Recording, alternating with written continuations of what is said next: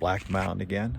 Used to do a lot of paramotoring here. As you can see, they absolutely do not allow paramotoring anymore. It's not just a suggestion. So yeah, no more paramotoring here. That's really too bad. This was my go-to place for a long time. I'm going to hike from this park, just give myself a little bit more of a hike, and we'll fly. Probably just a glide down today. I think the wind's going to be light, also going to be from the north. Right now it's actually east, but it's supposed to turn around in about another half hour. So that by the time I'm up there, hopefully it'll be good enough. Maybe a little rich soaring, but I think it's going to be a little too north.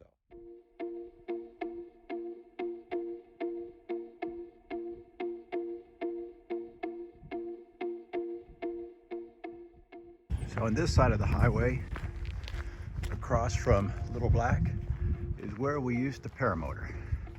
As you can see, they didn't like us very much. Oh well, yeah, it's pretty crowded around here.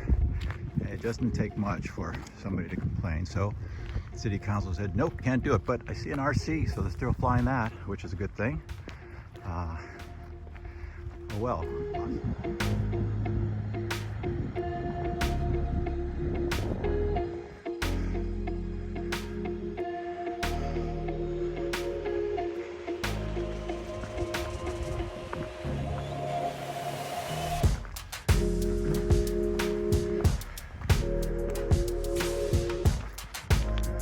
Okay,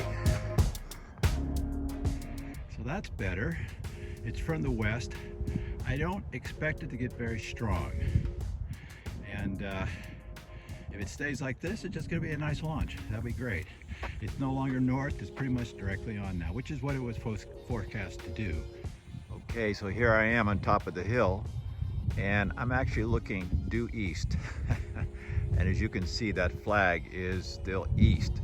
So what was starting to turn when I came up has gone back to east again. It's not quite 1 o'clock, but it's starting to look like the weather forecast was not that accurate.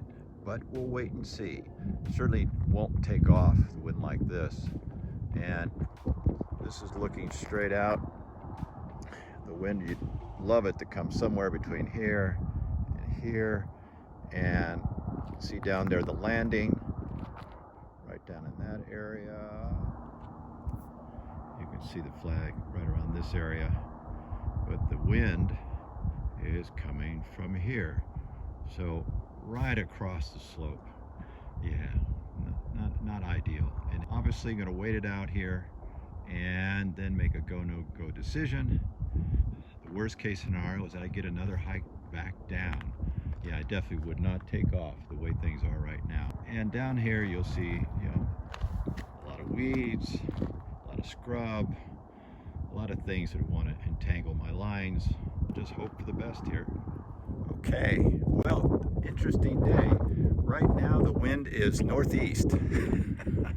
So as I'm facing right down this area would be where I take off. The wind is coming. Let's see, can I see this? Oh yeah, there we go. The wind's coming from over here. Why isn't it coming from over here? I want to fly. So anyway, this brings up a great discussion, I think, and one I've been having with myself while I'm up here. And when it was northwest, I was saying, well, would I do that? I had to see how strong the wind is. If it was west-northwest, no problem. But when it's 45-degree due north and northeast, yeah, probably not. That brings up the idea that everybody has their personal minimums. It's just, what are you going to fly? And will you fly in this? Maybe not. As you have more experience, two things happen, I think. One is, yeah, you can take off with a little more challenging conditions. But if you get away with things that maybe not so safe, you'll tend to do it again. So you're kind of a catch-22 there. I haven't flown my paraglider in a little while, so I'm saying, no, not good for me. Now, if I've been flying a lot, would I do this? No, I wouldn't. I may take off in a little bit more of a crosswind, depending on how strong it is. And if it let up a little bit, I'd take off there. And then if it turned back away from the hill, that's okay. I can land. It's an open area. So So a lot of stuff goes through your mind when you really want to fly, and you just have to say, no, maybe not today. So what I'm going to do, I'm going to go down and do some kiting in that park. I want to get my wing up, get some practice, and if I did fly today, I would be down in about 3 minutes. So I'm still doing my sailplane, and I'm actually going to go for my check ride here pretty soon. It's been a lot of fun. Got a great instructor, Bill Palmer. I'm going to shout out his name because he's got a great website. And I'll put it on the link below if you're at all interested. This is just a wealth of information, including weather, forecasting. Even if you're doing hang gliding or paragliding, there's some great stuff in there for weather forecasting and doing cross country. So he's put a lot of effort into it, and it's just been fantastic for me to go in there and just pick everything out I need for my education. So okay, this is a site that I don't know if I've ever walked down and not been able to fly. Now, I've been here a lot in the evenings where I had to wait for the winds to calm down. And once it was a little bit of a tailwind, then it went completely dead, and I was able to do a really fast forward launch and just a nil wind. So, and then I just got down. But yeah, I think this is the first. It's coming straight east right now. There's the east, northeast. There's where we would like it to be, and nowhere near. Yeah, pretty much a 90-degree or more crosswind. Coming down here, and I can feel the wind at my back, right quartering tailwind, which would be beautiful for a long run and sailing. You know, you have the main and spinnaker out. I used to actually do that with my dad quite a bit. A lot of really fun memories.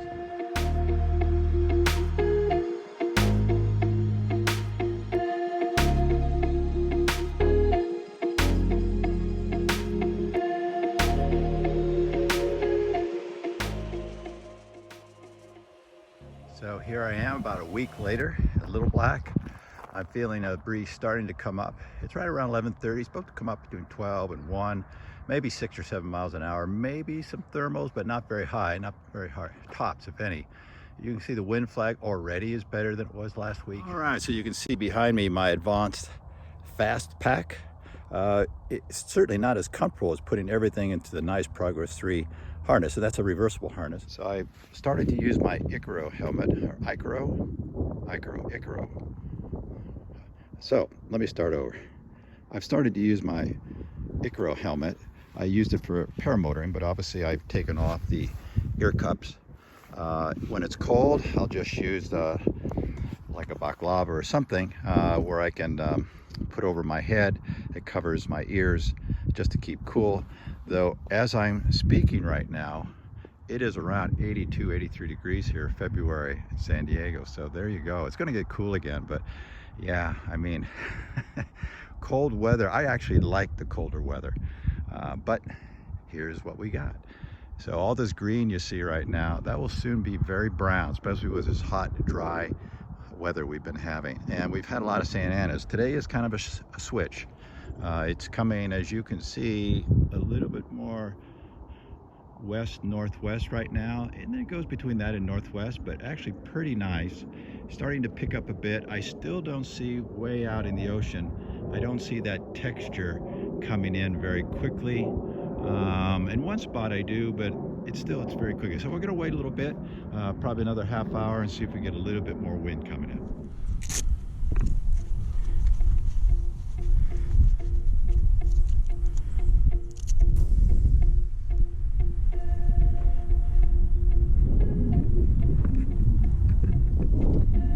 Wind is definitely better. Man, it's almost coming straight on now. I would say it's about 7, 8. Hey, how are you? Pretty good. Pretty light. What's that? It's pretty light. Yeah. It actually has come up. This has been the best it's been. Okay. So it's around the time where they said, yeah, maybe I got about 7 or 8 miles an hour, and around 1 o'clock, and then 2. I don't think it's supposed to get any stronger. But right. I'm Lou, by the way. Michael. Michael, how are you? Okay. Yeah. Do you have any I do. Yeah. I feel like I might have seen that. Oh, yeah. It's kind of an old guy flying. Yeah, I'm the old guy. There you go. Yeah. Yeah, it's fun to do. I try not to take it too seriously. I mean, the channel. Right. This I take Oh, seriously. yeah.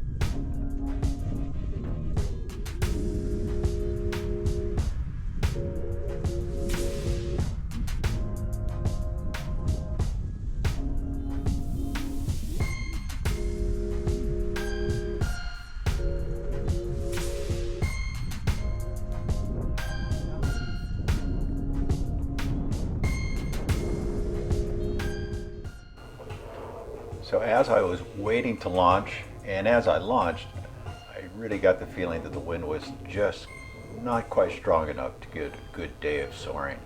But let's see how long I can stay up. The band of lift also was fairly narrow, pretty much had to stay just a little bit to the right and left of the launch area.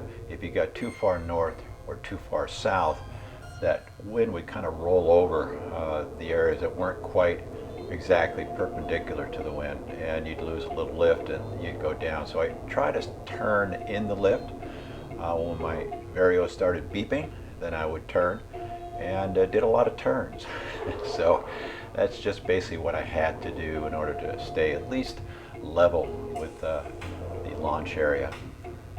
Since I knew there was going to be two other guys flying, I don't think there was any really good way to have 2 or 3 people up there making all these turns. So I decided, again, I'd fly a little bit before those other guys were ready to launch, stay up for a little bit of time, and then probably have to move out of there, let those guys fly.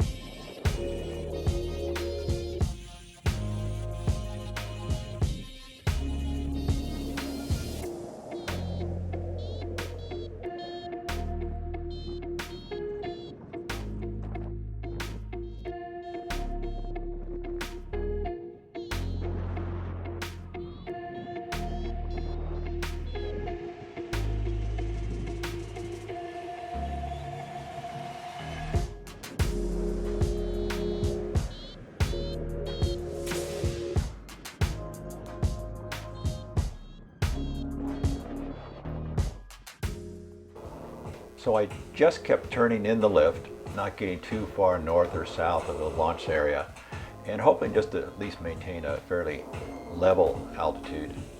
But I slowly could see I was getting a little bit lower after a few turns. You can see here from my flight profile, I was able to maintain a fairly steady altitude, but slowly getting a little bit lower.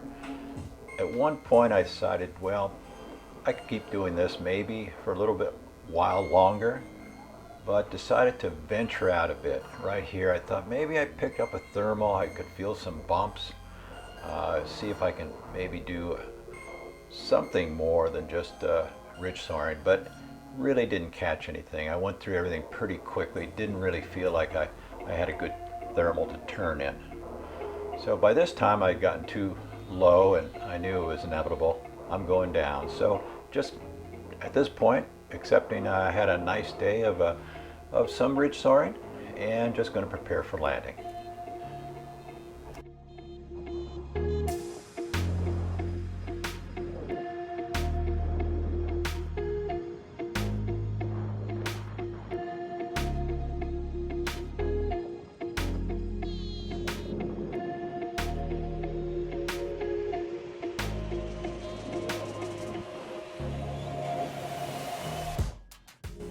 Now, Little Black is notorious for hitting little thermal bumps on the way down. Usually right as you approach the landing, you'll get some sink, you'll get some lift, you'll get some sink. So you have to be kind of careful because it's very easy, and I've seen this before, where you think you're traveling pretty well, you let up on the brakes, and next thing you know, you do a frontal collapse. So you've got to be real careful, keep some brakes on, keep some tension there, but also you don't want to stall. So it can be a little tricky. I've had some people say this is the reason why they don't like Little Black, especially at the time of day I'm now flying, which is in the middle of the day. You get these little burbles of lift here and there, which is what I'm getting right about now. So just kind of keeping up my speed, but keep some tension on the brakes, and eventually we will make it down. And that's that. Not too bad.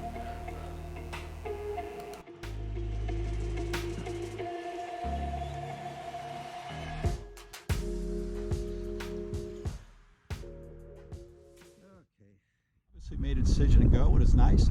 Did several turns, pretty light, a little bumpy, a little thermal here and there, but nothing that I could personally really catch. Went out a little bit thinking I might catch thermals, then hit a lot of sink, and here I am back down. So I guess this whole series has been on go, no-go decisions. And again, today was a perfect example of a straightforward, yeah, good to go. Two other flyers up there, nice guys. So we all kind of talked about it a little bit and said, yeah, this is about as good as it's going to get, at least forecast. And so far, yeah, it's been pretty steady. It's around 7, maybe 8 miles an hour. Not really any big thermal activity. Big inversion layer kind of capping everything off. I'm thinking of a lighter weight wing again, just because the Pi3 is out. I was able to sell the Pi2. I wasn't using it as much. I was using my Epsilon 9. I was doing more paramotoring back then. Yeah, the paramotoring, boy, that's been a real exercise in frustration. I never can quite stay away from it, but for right now, it's paragliding, sailplane flying. Yeah, I've just run out of areas to fly, basically, where I can launch that paramotor. Nothing near the coast. They don't let us do it here as a park. Everywhere else in San Diego is such a long ways to go, and traffic gets really, really heavy. So there you have it. Anyway, I'm going to keep my thoughts about it and see what might happen in the future. All right, take care, fly safe, see you in the next one.